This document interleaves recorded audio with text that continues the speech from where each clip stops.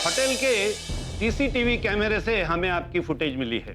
आप पूर्व मुख्यमंत्री है, इसलिए थोड़ी सी इज्जत बख्शी है मैंने, लेकिन आज इसे तो लेकर ही जाएंगे। शारदा, ये दुनिया की रीत है, एक बार जो चीज टूटने लगती है फिर वो टूटती चली जाती है, और मैं इन रिश्तों को टूटने से बचाना चाहता हूँ। वैसे पुलिस की छानबीन से माँ के ऊपर हुए हमले का खुलासा तो जल्दी हो जाएगा। मैं सच जानना चाहती हूँ आदित्य।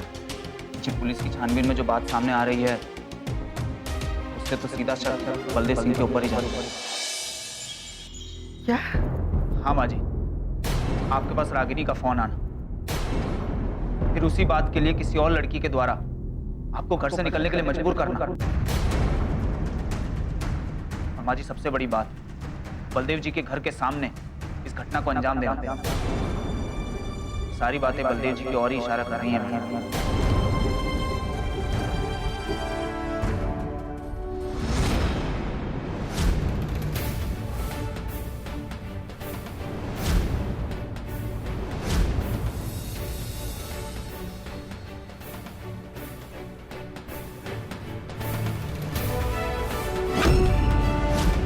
ये सहयोग राशि नहीं, ये उस अपराध की कीमत थी।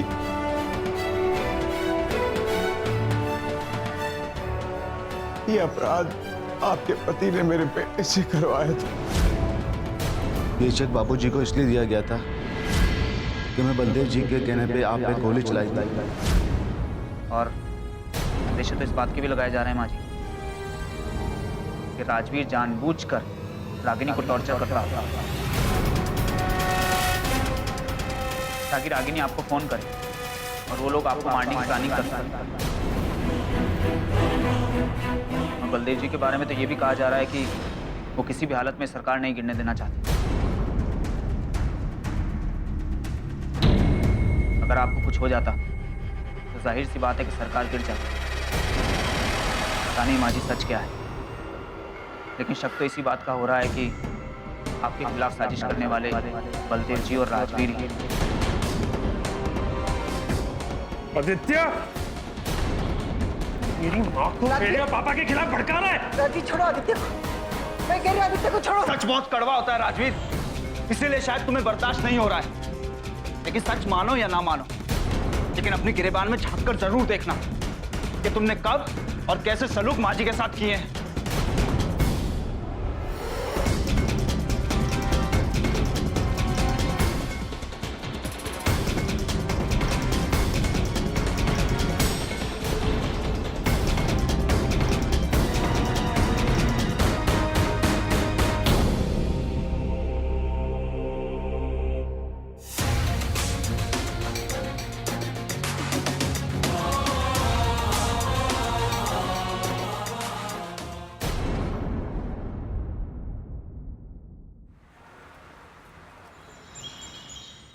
राकेश जी, ललन से पूछताछ से कोई सच्चाई पता चली क्या? अच्छा, अब इस बात का ध्यान रखिएगा कि कोई मुद्दा ना बन जाए। नहीं, हम डर नहीं रहे हैं। हमारा कहना तो सिर्फ इतना है कि हम सरकार में है, ऐसी बातों को लेकर मुद्दा उठ सकता है, हम पे उंगलियां उठ सकती हैं। शंकर प्रसाद भी कह सकते हैं कि जानबूझकर उन्हें फंसाने की कोशिश कर रहे हैं। हम तो सिर्फ इतना चाहते हैं कि सच्चाई सबके सामने आए और मुजरिम पकड़ा जाए। धन्यवाद। क्या कह रहे थे राकेश? लल्लन से पूछताछ हो रही है, पर कुछ भी बताने को तैयार नहीं है। वो इतनी आसानी से कुछ नहीं बोलेगा मैडम। कुछ खास किस्म का इंसान है वो, इतनी आसानी से अपनी जुबान नहीं खोलने वाला। राकेश जी ये भी कह रहे थे कि ऑफिसर गुप्ता को सच्चाई पता लग चुकी और वो किसी भी हाल में लल्लन से सच्चाई उगलवा कर रहेंगे। अगर ऑफिसर को सब पता लग चुका है तो फिर वो सीधे जाकर शंकर प्रसाद पर हाथ क्यों नहीं डालता? ऑफिसर गुप्ता सच्चाई जरूर जानते होंगे, पर इस सच्चाई को उन्हें अदालत में साबित भी तो करना होगा, और इसीलिए वो सबूत के साथ शंकर प्रसाद जी पर हाथ डालना चाहते हैं। ये ऑफिसर जो कर रहे हैं उन्हें करने दीजिए। हमें भी तो ये ऑफिसर गुप्ता से बहुत उम्मीदें हैं। सही कह रहे हैं।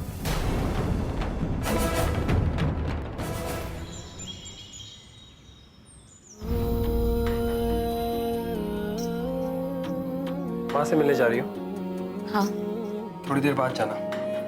हॉस्पिटल में सिक्योरिटी बहुत बढ़ाई हुई है और जो नई मुख्यमंत्री मेघना जी हैं वो भी मिलने आने वाली। लेकिन तुम इतना अपसेट क्यों?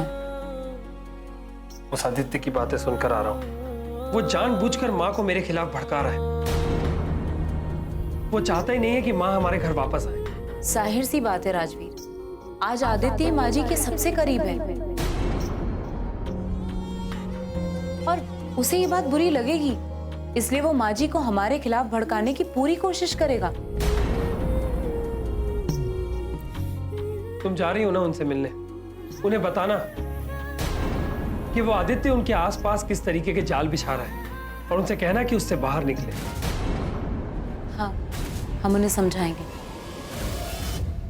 लेकिन तुम क्या सोचते हो इस बारे में कि माँ जी पर हमला किसने किया होगा?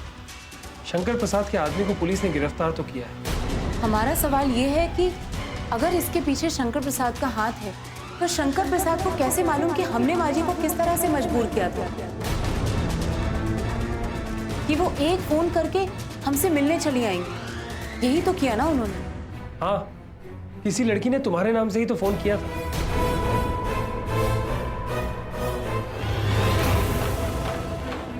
आप ये मत समझिए ऑफिसर कि आप लल्लन को हिरासत में लेकर पूछताछ कर रहे हैं और शंकर प्रसाद जी चुपचाप बैठे होंगे।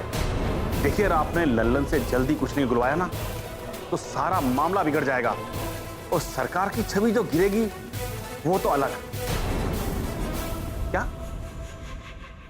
क्या कहा? Phone recording? देखिए, अगर आपके पास इस बारे में कोई सबूत है तो लल्लन से जल्द उगलवाइए। ठीक है, जय हिंद।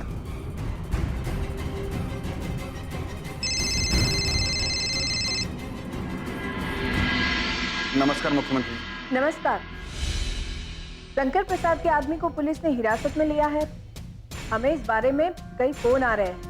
हम जानना चाहते हैं कि आखिर मामला क्या है। देखिए, हमें ये बात मानकर चलनी होगी कि इस बात को शंकर प्रसाद और उसके समर्थक राजनीतिक दुश्मनी करार देंगे और सरकार पर आरोप लगाने की कोशिश करेंगे। लेकिन हम सच्चाई को सामने लाने की कोशिश कर रहे हैं और सच्चाई जल्दी सबके सामने आ जाएगी। तो क्या लल्लन के तार मुख्यमंत्री जी के हमले से जुड़े हुए हैं? हाँ, वरना हम लल्लन के ऊपर हाथ ही नहीं डालते। और हाँ, हमले के तार सिर्फ लल्लन से नहीं, शंकर प्रसाद से जुड़े हैं। पुलिस की छानबीन से यह बात तो साफ हो चुकी है कि नागा पांडे के जरिए मुख्यमंत्री जी को मारने की साजिश किसी और की नहीं, शंकर प्रसाद की थी।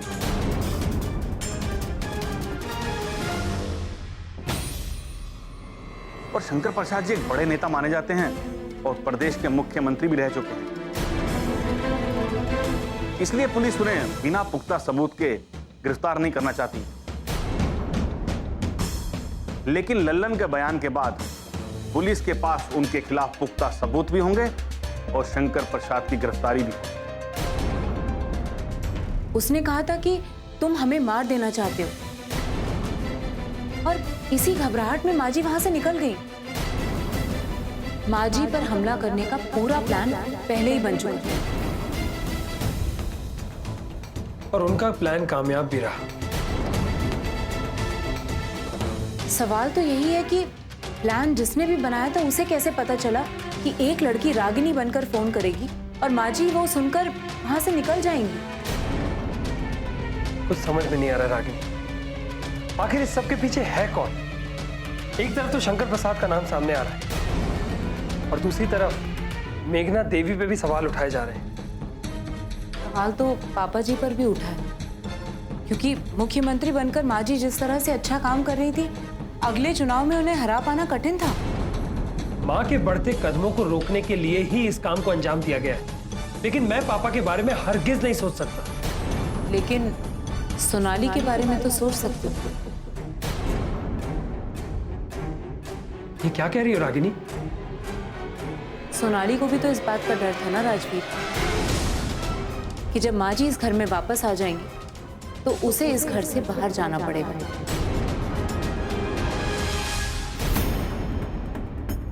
तो तुम ये कहना चाहती हो कि इस डर की वजह से सोनाली इस हद तक जा सकती है? हम ये नहीं कह रहे कि सोनाली इस हद तक जा सकती है, लेकिन सोनाली हमारा ये प्लान किसी और तक तो पहुंचा सकती है ना। सोचना राजवीर, कहीं ये सारी बातें सोनाली की वजह से तो लीक नहीं हुई।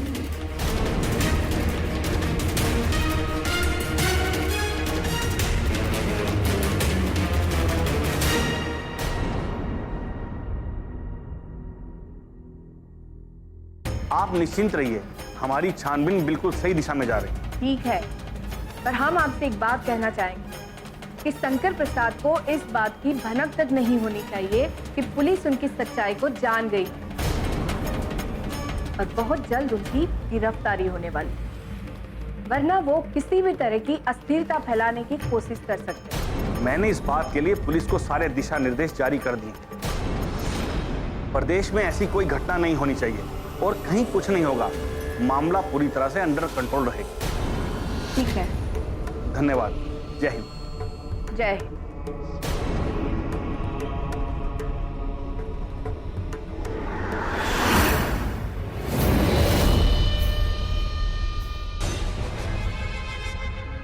कोई तो है जो ये सब कुछ कर रहा है। मैंने छुपे तौर पर इसकी छानबीन करवाई है।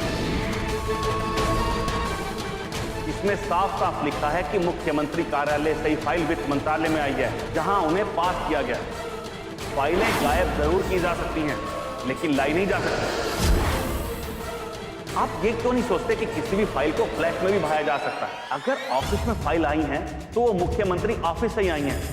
आप तो इतने अनुभवी हैं, आप मुख्यमंत्री जी के साथ हैं और सारी देखरेख तो आप ही कर रहे हैं, फिर आपसे गलती कैसे हो सकती है?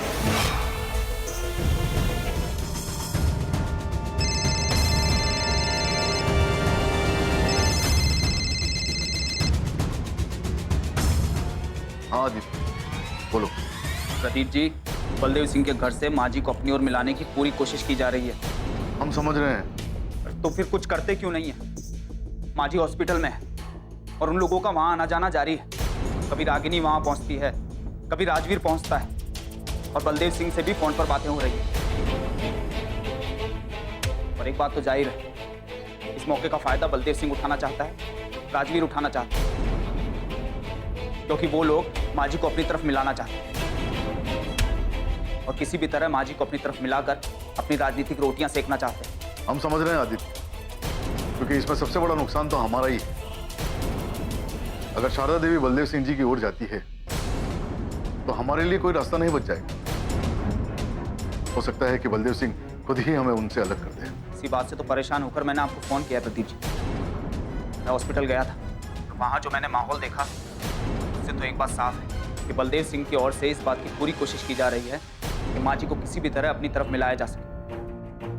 लेकिन इसमें हम क्या कर सकते हैं? कुछ भी नहीं, और इसे रोक भी नहीं सकते। कुछ तो करना होगा प्रदीप जी। कुछ नहीं तो आप इतना तो कीजिए कि पार्टी में इस बात को उठाइए कि बलदेव सिंह शारदा देवी को अपनी ओर मिलाना चाहते, और अगर बलदेव सिंह ने शारदा देवी को अपनी ओर मिला लिया तो पार्टी की कहीं साख नहीं रह जाएगी। सही कह रहे हो आदित्य, तुमसे पहले हम भी यही सोच रहे थे कि पार्टी को क्या क्या समझाना। और ऐसी बात नहीं है कि पार्टी की नजर इस बात पर नहीं है।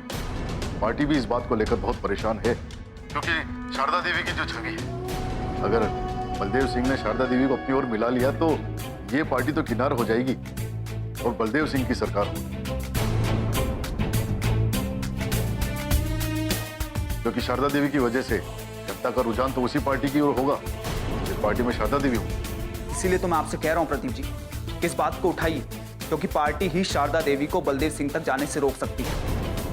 पार्टी के आला अधिकारी आचार्य जी, देवव्रत जी माँ जी को समझा सकते हैं, उन्हें मना सकते हैं, उन्हें ये कह सकते हैं कि उन्हें बलदेव सिंह से कोई रिश्ता नहीं रखना चाहिए। यही पार्टी के हित में है और इसी से पार्टी का अनुशासन रहेगा। हाँ, हमारे पास में रास्ता तो यही है कि हम पार्टी के जरिए ही शारदा देवी को रोकने की कोशिश करें। ठीक है, हम देखते हैं। ठीक है प्रदीप जी, बाय बाय। बलदेव सिंह जी जानबूझकर ऐसा कर रहे हैं ताकि पार्टी और मुख्यमंत्री जी के बीच में दूरियां पैदा हो। जिंदगी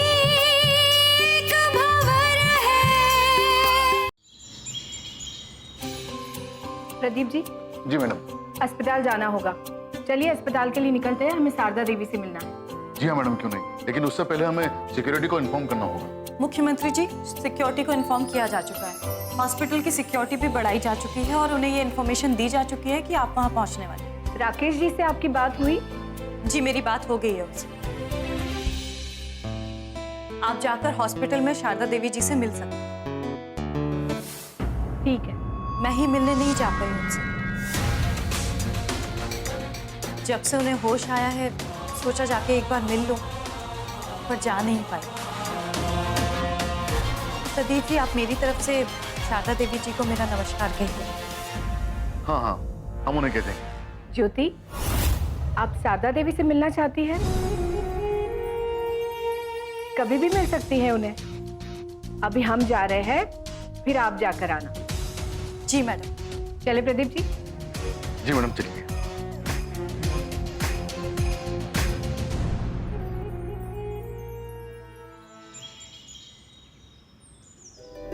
सिक्योरिटी में किसी प्रकार की कोई भी लापरवाही नहीं होनी चाहिए।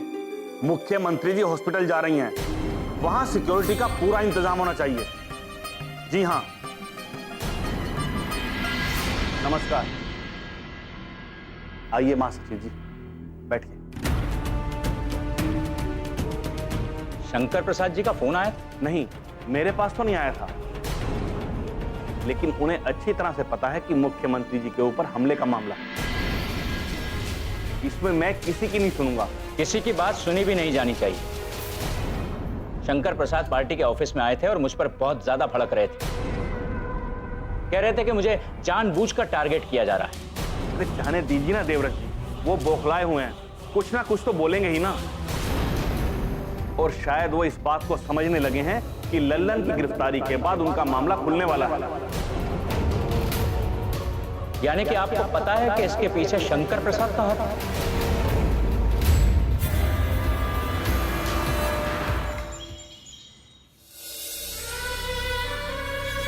देखिए मैडम, हम तो उन्हें कुछ नहीं कह सकते, लेकिन आप उनसे मिलने आई हैं तो आप उन्हें समझा सकते हैं, क्योंकि हमें पूरा पता है बलदेव जी शारदा जी को अपनी ओर मिलाने की पूरी कोशिश कर रहे हैं। इसीलिए लगातार उनका बेटा और बहू यहाँ उनके पास है। अब बलदेव सिंह जी के प्रति हमारे दिल में कोई इज्जत नहीं है, तो शारदा जी के तो प्रति पूरा आदर भाव है ना। तो हमारा यही कहना है कि हमें उनके पारिवारिक मामलों के बारे में कुछ नहीं बोलना चाहिए।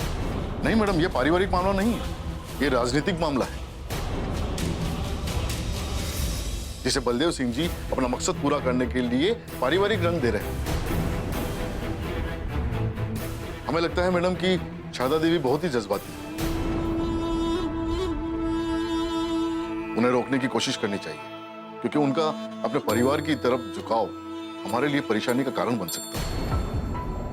प्रदीप जी बिल्कुल ठीक कह रहे हैं मैडम। बलदेव जी माँ जी को अपनी ओर इसलिए नहीं मिलाना चाहते कि उनके दिल में रिश्तों को लेकर कोई अपनापन, बल्कि वो एक राजनीतिक खेल खेल रहे हैं। वो राजनीतिक तौर पर माँ जी की छवि को खराब करना चाहते हैं।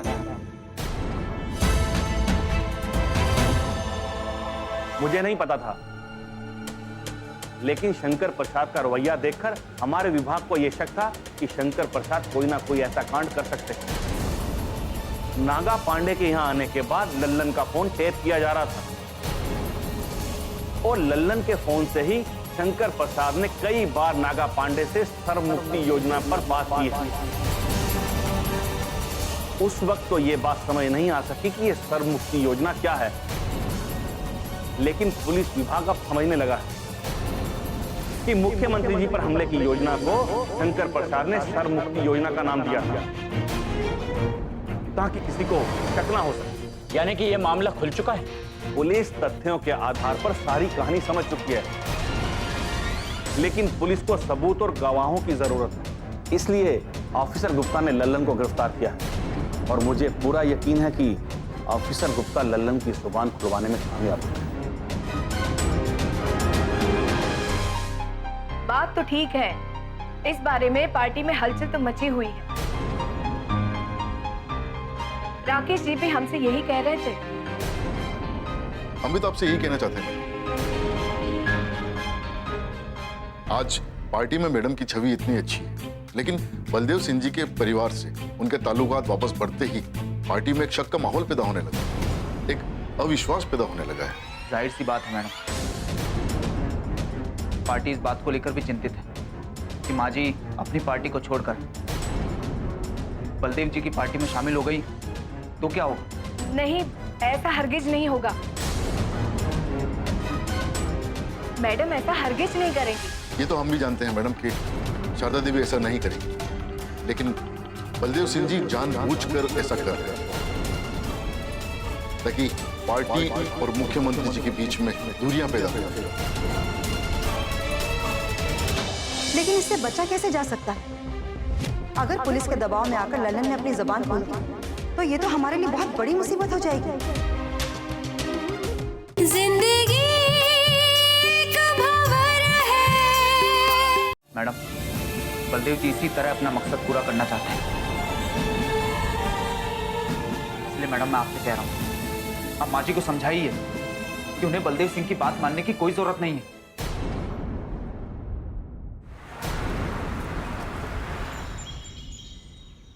देखिए आचार्य जी, ये पार्टी के अनुशासन के बाहर की बात है। अरे इस तरह की साजिशें अगर पार्टी में पनपेंगी तो पार्टी कैसे चलेगी? ये राकेश झा ये समझने को तैयार नहीं है कि मैं इस प्रदेश का मुख्यमंत्री रह चुका हूं, और आप भी समझने को तैयार नहीं है। अरे इस तरह तो किसी भी नेता का पार्टी से विश्वास उठ जाएगा ना।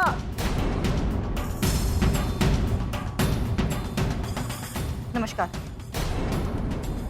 ये आचार्य जी समझते क्या है अपने आप को? इन्हें क्या लगता है कि मैं कभी पावर में आऊंगा ही नहीं? मैं पावर में आऊंगा और फिर इन्हें बताऊंगा कि मैं क्या चीज हूं।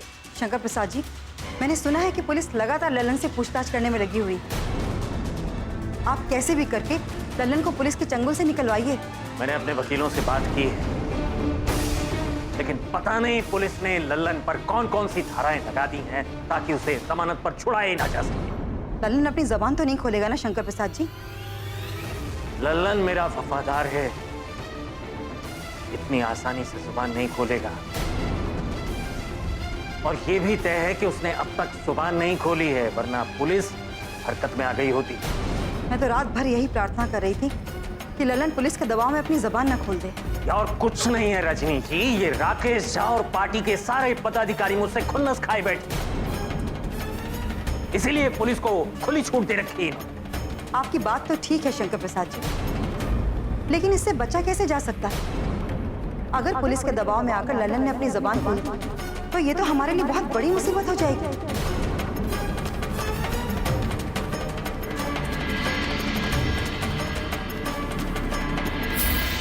ठीक है दीदी, मैं पता लगाने की कोशिश करती हूँ। ये भी देखना सोनाली कि क्या ये रिश्ते इतने मजबूत हो रहे हैं कि बलदेव सिंह शारदा देवी को अपनी तरफ मिला सके। ये सत्ता का लालच है, ये तुम्हारी खुदगर्जी है।